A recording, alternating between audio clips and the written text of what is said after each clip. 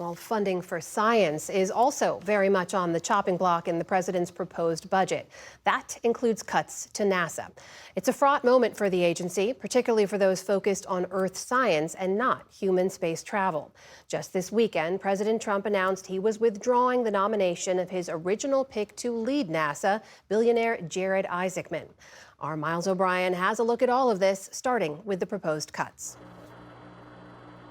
It's one small step for man, one giant leap for mankind. It would be the largest single-year budget cut in NASA's storied history, including the early 70s, when the Apollo moon program was winding down. The Trump White House wants to reduce the $25 billion allocation for the space agency by 24%. Space science would be cut nearly in half. That would be I would say almost extinction level for a lot of the space science that we pursue. Adam Riess is a professor of physics and astronomy at Johns Hopkins University. He and two colleagues won the Nobel Prize in Physics for discovering the acceleration of our expanding universe.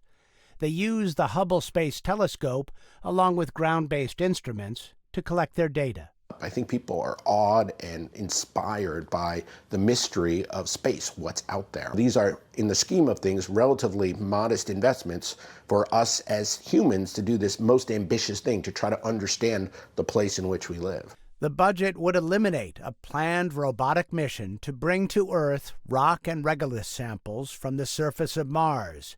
It cuts climate monitoring satellites, eliminates green aviation programs, and zeroes out science education efforts, declaring them woke. It's just part of a wholesale targeting of federally funded science.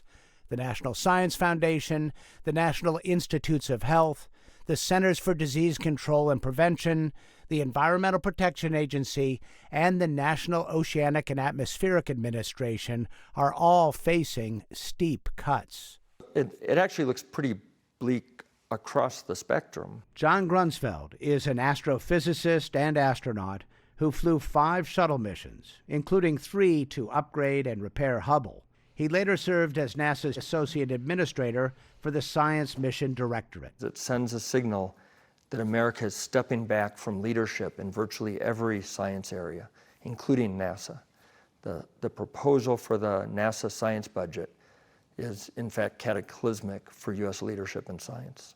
No one in the Trump administration responded to our repeated requests for comment.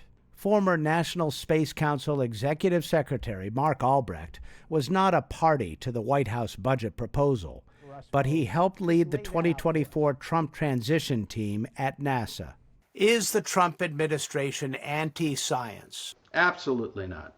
But I can assure you there's no evidence that I've ever seen that there is a desire to reduce America's leadership in science. NASA science that has anything to do with climate change is targeted for cuts. What was eliminated were things that were not contributing to the central mission. If you ask the question, who is the lead agency in the federal government for climate and climate research, the answer is NOAA. So the issue is not that we don't do climate research, but that we move it over to NOAA, who is the agency that's responsible for it. But NOAA is facing similar deep cuts. The Trump NASA budget does preserve funding for the Nancy Grace Roman, Hubble, and Webb space telescopes. And liftoff of Artemis 1. It adds money for human spaceflight, $7 billion for a return to the moon, and $1 billion for missions focused on Mars.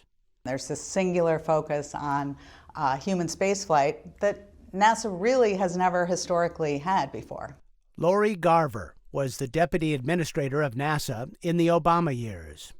She says the agency may have first caught the public fancy by putting flags and footprints on the moon, but it has evolved into an unrivaled science and engineering enterprise, offering plenty of breakthroughs and thrills, no astronauts required.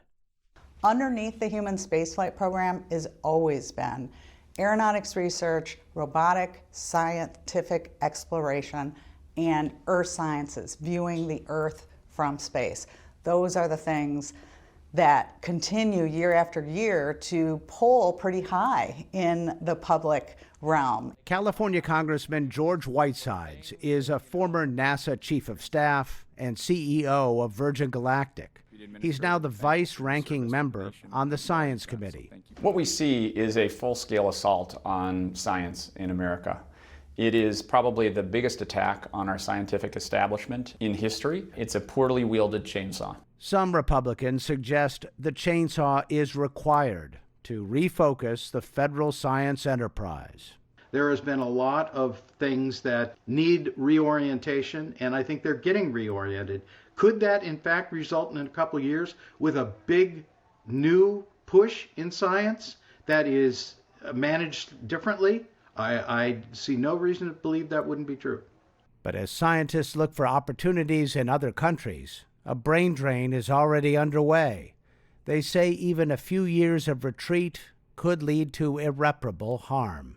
I think that once we get into the real damage that is going to be caused to the weather service, to NASA satellites that are monitoring fire, when we see the carnage that is going to be inflicted on NASA centers around the country, that there will be pushback. But that is an untested proposition. We haven't seen that really yet. It is uncharted territory, an experiment that scientists would prefer not to attempt. Amna? So, Miles, take us back now to the president's original pick, nominated to lead the agency. That's Jared Isaacman. What do we know about him? Why was he picked to lead the agency? And why did the president then pull that nomination? Yeah, it was a stunner over the weekend. Jared Isaacman, self-made billionaire with a payment system called Shift4, picked by the president.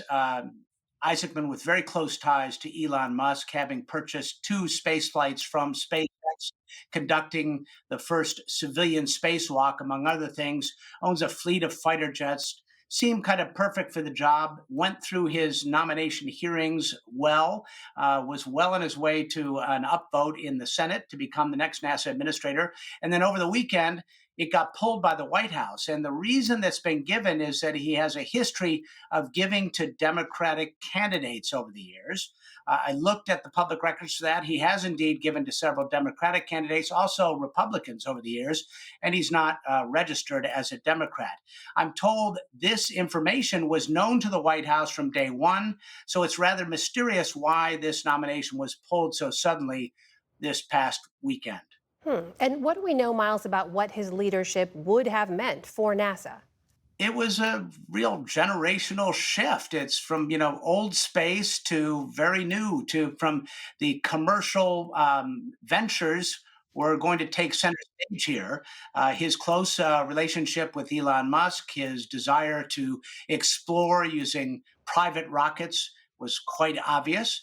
And many at NASA saw this as a real change of philosophy there, or at least pushing further into the commercial realm.